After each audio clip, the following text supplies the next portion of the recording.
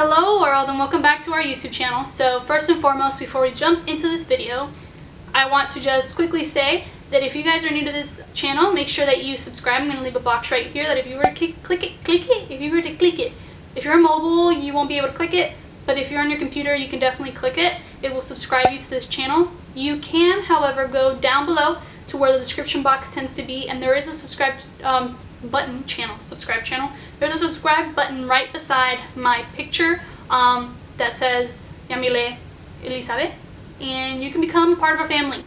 But anyway, I will not ramble. I appreciate you guys. Thank you for watching. But let's get into this story. So this story is a story about my stalker. This was like literally the most random day here in Florida. I am a Floridian. Hi. My name's Yami and I'm a Floridian. And it was during school, during college, my university. Junior year, because I was already dating my husband at that time, boyfriend. And I literally don't know who this guy's name is, so we don't have to come up with a name for this guy.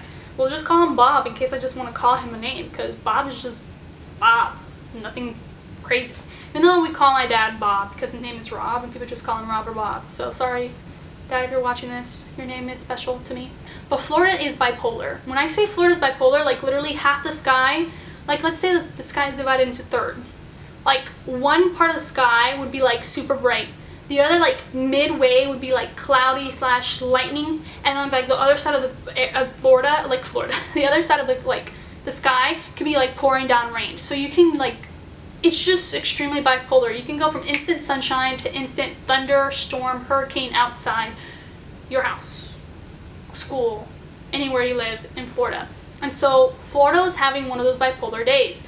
But the bipolar day wasn't like, oh, sunny and then like storming. It was like light rain to like humongous thunderstorms. So I lived on campus. I felt like I just shouted. I lived on campus. I have lived on campus during that already for like 3 years. I lived on campus for 3 years, but this one I ended up moving away from like the freshman dorms to like the higher classmen, upperclassmen dorms, and so I ended up moving away to like this dorm area. I was still on campus though, and so our campus has a bus that basically shuttles us around. They pick us up at certain stops, so there's like about four to five stops in this like huge campus housing living thing. I went to class, and I already came back from class. I was waiting for the bus. I run into the bus. This guy, Bob, I don't know your name, Bob ends up running right behind me, sits right beside me. And I don't really care if people sit beside me, but the entire bus was empty. Like, you can sit like 5 people right next to me. You can sit like 4 people on top of me that I don't know. If the bus is freaking Cuban packed, Mexican packed, Haitian packed, I made all those jokes and references because if you're Spanish, you understand them. I'm not being racist, I promise. But it's basically when a car is extremely packed to the brim. And I don't care, like pack them on me, like whatever. But that day, maybe like 6 other people would come in the bus, and then the bus waits a little bit longer, make sure no one else is wanting to come, and then they leave. So the bus leaves. And during that time, little Bob over here is quivering. Well, I was quivering too because the bus was cold and we had just been drenched wet. He's sitting there, but as he's sitting there, he's just staring at me. And I'm like, okay, weird. And it isn't in the sense of like side glances really quickly. He's literally has his entire head turned to me and is just staring at me. I'm like freaking out at this point, and it's not because, again, I'm not thinking anything crazy. It's just, it's weird. And I'm freaking out because I'm like, why is he doing this? It's just so strange. So as I'm sitting there, I'm like looking at him slightly and like smiling, and he's like smiling really quickly and then turns really serious. And I'm like, okay, I was like, should I make small talk with this guy even though I'm about to get off in like a minute or two? So I say hi, and he's like, hi. And he seemed strange, but I mean, he could hold a conversation because he then started asking me questions, and I like answered, and I told him that I lived on the first stop. And he told me that he lived off of 3 stops. And I was like, oh, okay, so you're not that far away. And he's like, no. And I was like, okay, well, my stop's here, so see ya. And he's like, see ya. So I asked him to move, and I get off the bus. Now, the bus was kind enough to drop me closer to my building because of the fact that it was storming outside. I get off the bus, and I just run, like sprint to my place. I notice Bob get off, but I'm not like, oh, let me stop and look at Bob because it's pouring rain and I want to get in my house, in my dorm. So I notice he got off, but he's like way behind me. So I just sprint to my room, my building number, and I open the door and I close it because I was trying to get away from the rain. And I'm not kidding you, about 30 seconds after I close that door, I hear a knock on my door. And I'm like, okay, that's strange. I'm never someone that just opens the door freely. I have to look in the peephole. I look in the peephole, and there's Bob. Glaring in the peephole. Looking at me from the freaking peephole. I just spit because I was so intense about that. He's looking at me through the peephole, and I lose it. I'm like, oh my gosh. He's a killer. He's a serial killer. He's gonna kill me. I open the door. He's gonna kill me. But maybe he just wants to talk some more. But I was like, nope, I'm not. No. It's just strange. So the first thing I think about is my blinds are wide open. I'm going to shut those blinds. I am shutting the blinds, and I was like not completely done shutting the blinds, but I was about halfway, and I see him walking over to the side where the windows are. But I had just managed to close it before he saw me, and I see him walking, and I see the shadow of him just waiting outside, and I'm like, what is going on? Like, why is he being so strange? And I'm kidding you not, it's pouring rain, and this guy is standing outside my window, just standing there. None of my roommates are home. There are 4 roommates, including me. There's 4. I had the biggest room all the way in the back. So I just go and drop off my stuff. I'm still drenched in water. I'm not thinking about changing. I'm not thinking about anything because all I think about is grab a knife and run if anything happens.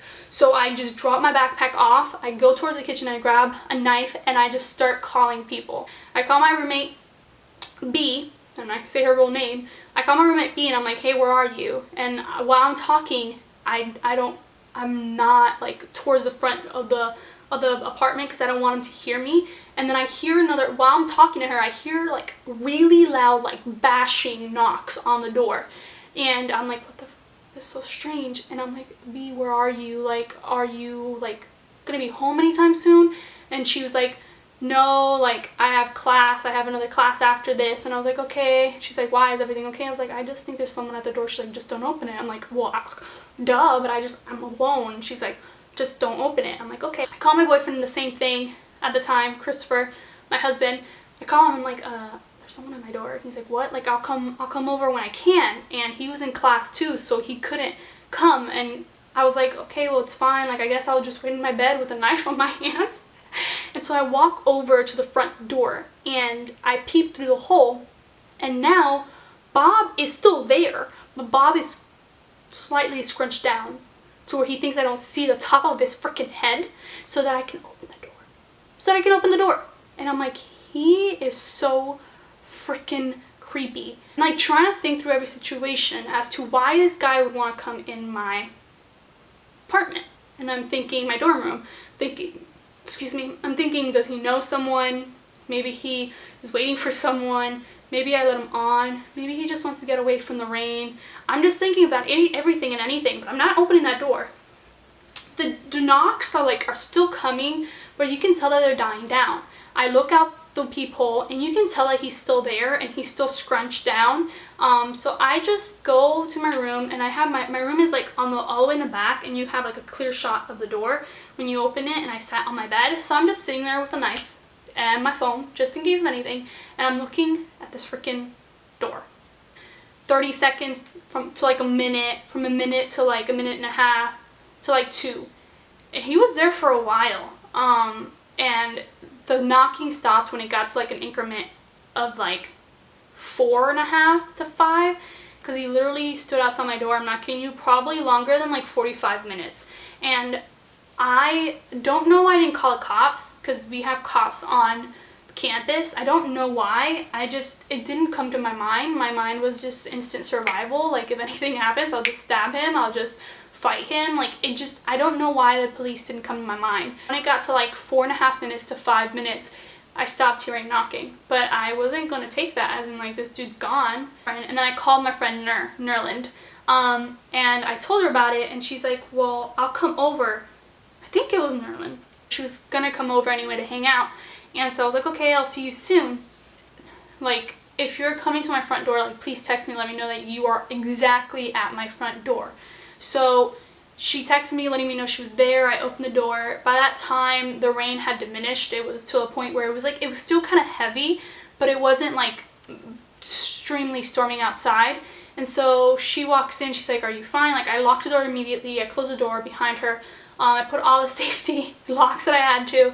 And then she's just like looking at me, she's like, are you okay? And I'm like, yeah, I'm fine. I was like, did you see anyone out there? Like, I'm like talking extremely fast. She's like, no. And I was like, you sure? Like, there wasn't anyone out there. And she's like, no. And I'm like, okay, well, maybe Bob left. And she's like, who left? And I was like, there was a guy outside. And I told her this entire story. And she's like, what clothes? Like, what color shirt was he wearing? And I'm like, black. He had a black shirt on. He had dark hair. And she's like, oh yeah, that guy? He was just like walking away when I was walking up. And I was like, the guy was literally in the front of my door for an hour, Nerlin. An hour. I went out of my way each time I even spot a slight resemblance of that guy. I just stayed far away. I want no part of seeing this guy ever again if it's gonna mean that he's gonna try to like come into my house. Like, it's just, that's strange, it's weird, it's not safe. And I'm very nice, and I think that's probably why I let him on, because I was like talking to him and smiling to him, and I was like trying to figure out why he was like looking at me like that. But anyway, whenever I saw him on campus, like, I stayed far away as possible. I saw him probably another like 2 to 3 times after that, but after that situation, I stayed as far away as possible from him, and I just stopped seeing him around campus. I just tried my very best to not really think about that situation anymore, but that's my story about my stalker. Like, I mean, it's really like intense, but then it's just like, oh, really? That's what happens to him? But yeah, I'm glad that nothing else happened with him, because I don't want to see him ever again. It was extremely, extremely weird, extremely, extremely scary. I was scared that this guy was going to come back for like almost 2 to 3 weeks, because he knew exactly where I lived. But good thing homegirl knows how to protect herself, so if anyone really came out of nowhere, I can like defend myself. But yeah, that's my story of my stalker that waited an hour to see if he can get in my house. So strange. Let me know down below that you appreciate story time, and I can make sure that I get other videos up. I have so many story times, quite a bit college, quite a bit high school, quite a bit throughout life actually. So if you guys enjoy story time, let me know down below. Make sure that you click that thumbs up. Make sure you subscribe. It helps other people to be able to find my videos and find my content. So anyway, thank you guys so much. I appreciate it. God bless you and God bless your face. I'll see you guys later.